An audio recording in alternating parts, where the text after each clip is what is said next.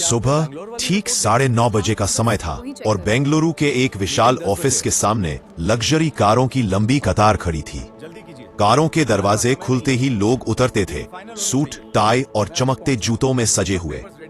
हर किसी के चेहरे पर जल्दबाजी थी, लेकिन उन्हीं लोगों के बीच एक ऐसा व्यक्ति भी था जिसके कपड़े हल्के से सिकुड़े हुए थे और जूते इतने घिसे हुए कि लगता था कई सालों से वही पहन रहा हो। उसका नाम था राहुल। कोई भी उसकी ओर ध्यान नहीं देता था क्योंकि सबकी नजर में वह एक साधारण सफाई कर्मचारी था। लेकिन असल में राहुल साधारण नहीं था। राहुल ने जानबूझकर अपनी पहचान छिपाई थी कि यह समझ सके कि अगर उसे इस कंपनी की जिम्मेदारी लेनी है तो सबसे पहले उसकी टीम कैसी है, कौन ईमानदार है, कौन चापलूसी करता है और कौन अपने पद के अहंकार में इंसानियत भूल चुका है।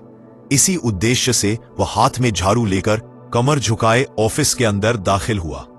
गेट पार करते ही उसे तेज कदमों की आवाज सुनाई दी। एक महिला हाई हील्स पहने उसकी ओर तेजी से बढ़ रही थी। उसका नाम था प्रीति और वह कंपनी की असिस्टेंट मैनेजर थी। राहुल को देखते ही प्रीति की आंखें सिकुड़ गईं।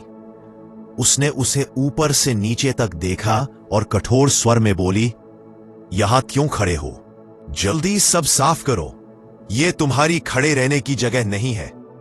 राहुल ने सिर झुका लिया और बिना कुछ कहे झाड़ू उठाकर एक कोने में चला गया। यह अपमान सहना उसके लिए आसान नहीं था, लेकिन वो जानता था कि उसका असली मकसद कुछ और है। यह कोई खेल नहीं था, बल्कि एक बड़ा इम्तिहान था। जाते जाते प्रीति ने ताना मारते हुए कहा, और हां, पुराने सफाई कर्मचारियों की तरह आलसी मत दिखना, नहीं तो ज्यादा दिन टिक नहीं पाओगे। आसपास खड़े कुछ कर्मचारी मुस्कुरा उठे, कुछ चुपके से हंसे और कुछ अपनी फाइलों में मुंह छिपाकर निकल गए।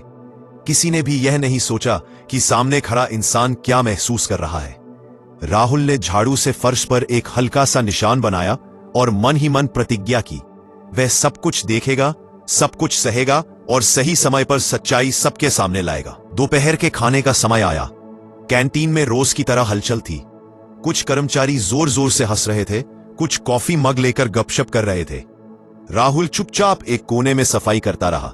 उसकी आंखें फर्श पर थीं, लेकिन उसके कान हर बात सुन रहे थे। अचानक एक महिला जोर से हंसते हुए बोली, लगता है इसे लिफ्ट का बटन दबाना भी नहीं आता। उसके साथ बैठे एक कर्मचारी ने और अपमान जोड़ते हुए कहा, कल फिर हमारे साथ कैंटीन में खाना मांगने मत आ जाना। सबकी हंसी एक साथ गूंज उठी। माहौल में घृणा और अहंकार की गंध फैल गई। राहुल जानता था यही वो पल होते हैं जहां इंसान का असली चरित्र सामने आता है। शाम ढलने लगी। ऑफिस के बाहर एक चमचमाती लग्जरी कार रुकी। राहुल ने दूर से देखा, प्रीति फोन पर बात कर रही थी। चेहरे पर घमंड साफ झलक रहा था। हाँ हनी, आज मुझे किसी 5 स्टार रेस्टोरेंट में ले जाना, किसी सस्ते कैफे में मैं नहीं जा सकती। राहुल ने नजरें नीचे कर ली। उसके मन में सिर्फ एक ही विचार आया, यह अहंकार ज्यादा दिन नहीं टिकेगा। यह एक लंबे खेल की शुरुआत थी। इन्हीं दिनों राहुल की मुलाकात हुई एक पुराने सफाई कर्मचारी विजय से। विजय कई सालों से कंपनी में काम कर रहा था। सीधा सादा, कम बोलने वाला, लेकिन दिल से बेहद साफ इंसान। लोग अक्सर उसका मजाक उड़ाते थे। कोई बुरा कहता, कोई कपड़ों पर तंज कसता, लेकिन विजय कभी कुछ मन में नहीं रखता था। एक दिन उसने राहुल से कहा, बेटा, इज्जत ऊपर से नहीं मिलती। जो आज हंस रहे हैं कल भूल जाएंगे तो मन शांत रहता है। खाने के समय विजय अक्सर अपनी रोटी बांट देता था। एक दिन उसने राहुल को आधी रोटी देते हुए कहा, ले बेटा, तुम जवान हो, तुम्हें ज्यादा ताकत चाहिए। राहुल की आंखें भर आईं। कुछ दिन बाद कंपनी में हड़कंप मच गया। ऑफिस के पैसों का एक बॉक्स गायब था। तभी प्रीति गुस्से में बोली। विजय ने हाथ में पानी का गैलन लिए खड़ा था, डरते हुए बोला, मैडम, मैंने कुछ नहीं किया। लेकिन किसी ने उसकी बात नहीं सुनी।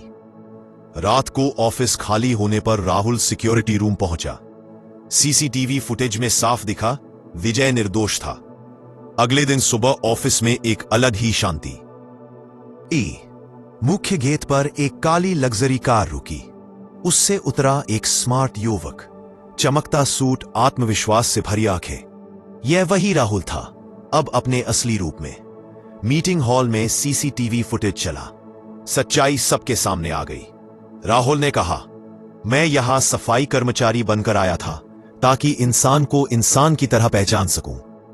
विजय को सम्मान मिला, प्रीति को कंपनी से निकाल दिया गया, लेकिन राहुल ने जाते जाते उससे कहा, जिंदगी यही खत्म नहीं होती, अगर चाहो तो दोबारा शुरुआत कर सकती हो।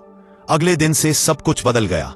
लोग समझ गए, इंसान की असली पहचान उसके पद या कपड़ों से नहीं, बल्कि उसके चरित्र और इंसानियत से होती है। कभी किसी को छोटा मत समझो, क्योंकि कौन जानता है आज जो झाड़ू उठाए खड़ा है आपके लिए कुछ नहीं, कल वही आपकी किस्मत का फैसला करे। अगर आपको यह कहानी पसंद आई हो तो लाइक जरूर करें। ऐसी ही सच्ची और प्रेरणादायक कहानियों के लिए चैनल को सब्सक्राइब करें और इस कहानी को अपने दोस्तों के साथ शेयर करना न भूलें। एक पन।